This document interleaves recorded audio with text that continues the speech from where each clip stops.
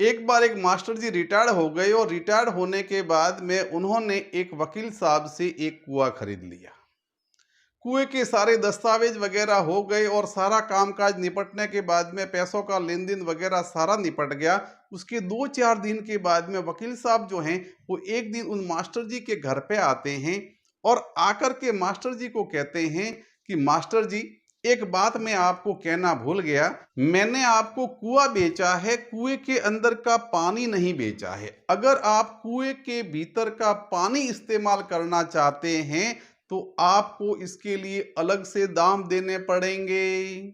बुजुर्ग मास्टर जी बड़े शांत भाव के साथ में, बड़े धैर्य के साथ में, बिना किसी चेहरे पर हाव भाव लाए उन्होंने वकील साहब को कहा कि वकील साहब, आपका बहुत बहुत धन्यवाद कि आप मेरे घर पर पधार गए, वरना मुझे आपके घर आना ही था। मैं आना ही चाहता था। उनकी बात को सुनकर के वकील साहब के कुछ समझ में नहीं आया, लेकिन मास्टर जी ने आगे कहा कि आपने बिल्कुल सही बात बताई कि मैंने आपसे कुआं खरीदा है, उसके भीतर का पानी तो आपका है।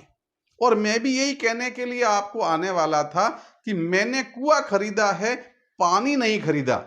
इसलिए आप मेहरबानी करके जो है इस कुएं के भीतर का पानी जो है वो 2-4 दिन में खाली करवा दीजिए, वरना अगले महीने से मेरे कुएं में आपका पानी रखा हुआ है, उसका आपको किराया देना पड़ेगा। मास्टर जी की बात को सुन करके वकील साहब मुस्कुराए। वकील साहब बोले कि नहीं नहीं, ऐसी बात नहीं है, मैं तो यहाँ से गुजर रहा था तो ऐसे ही थोड़ी सी याद आ गई कि चलो जो है मास्टर जी से थोड़ी मजाक करके आ जाते हैं।